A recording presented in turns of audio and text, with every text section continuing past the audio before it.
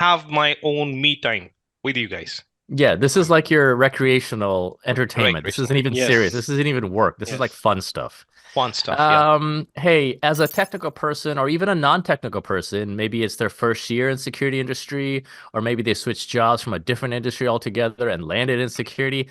Hey, how do you explain security to management? Basically what I'm asking is, and so are the viewers watching this right now, how do you explain what you are doing in your role in cybersecurity to management who will decide the risk treatment and direction of your cybersecurity team and the company as a whole? Like, how do you explain security to management, Prabhakaran Nair? Oh, this time I'm the first one to be Yeah, victim. yeah. This Surprise. wasn't this was not a part of syllabus. I don't want to play this game. This was not planned. Everything's going to be a pop-up surprise because Okay. the truth of the matter is none of us know what we're doing right now, so we're just going to wing it. See, if you ask me, this is a question I used to receive a lot of in my sessions also, and a lot of students ask this question also. Prab, we facing a lot of interviews, and they ask a very simple question: is how to explain security to the non-security people. So I take one example here. Whenever I told them, okay, you have to follow. So whenever you're trying to teach, or whenever you're trying to explain security to the management and all that, always use something like simple, relatable term.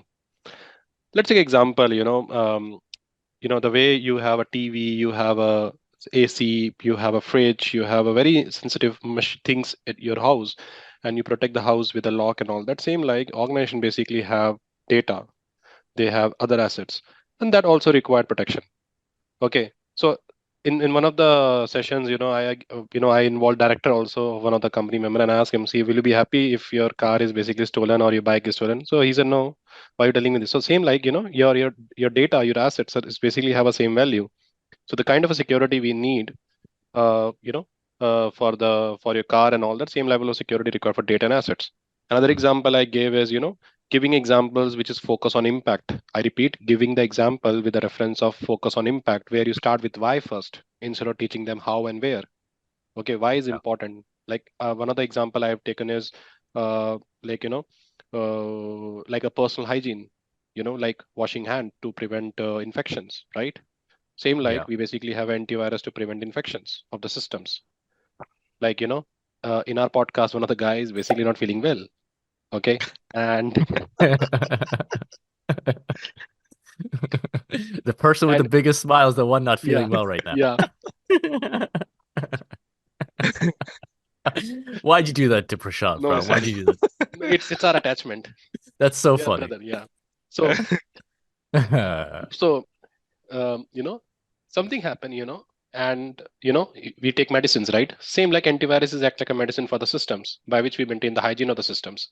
So with this, I'm not telling you have to give this kind of example if your director is not feeling well and you're giving the same director as example, because then that will be the last day in the company as a CISO.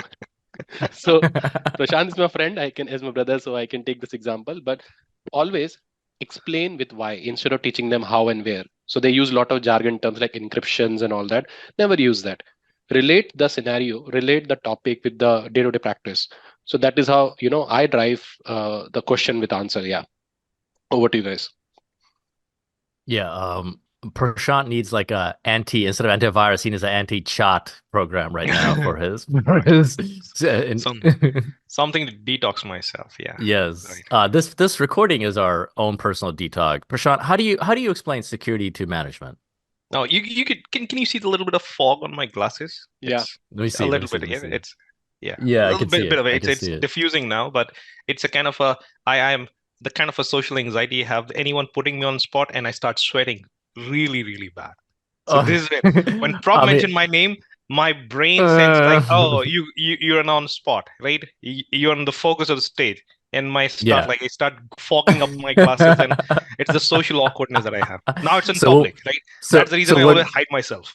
when we meet in person, if your glasses start getting fogged up, that's a sign that you're nervous That's the about a sign. Yeah. situation, right? About the Okay, gotcha, situation. gotcha. That's I'm actually kind of a very social awkward person.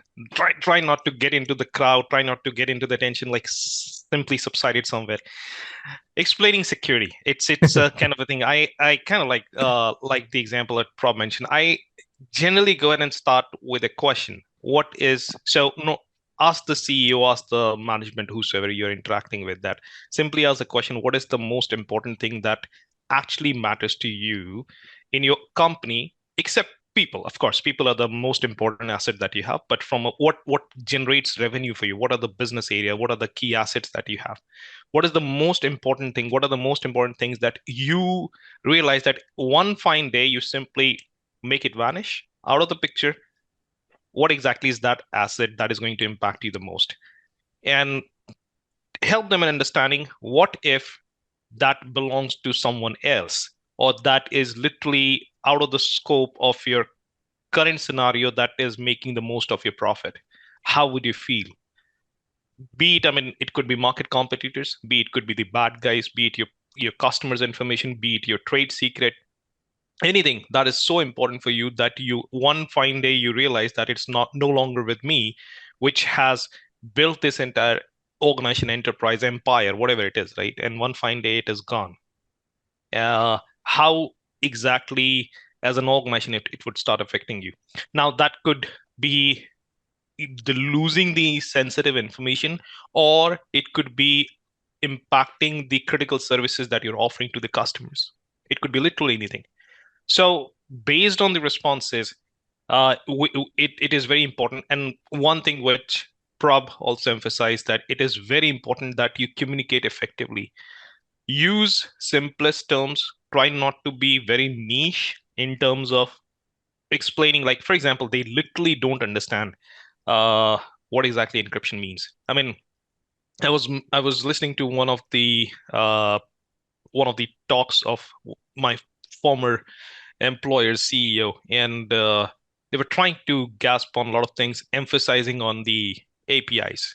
And the person who explained in a simplest manner what exactly an API can do, these kind of things are very important, because those people are mostly centric around the how exactly they can make money, right? They do not understand technology really well the way you or I can comprehend.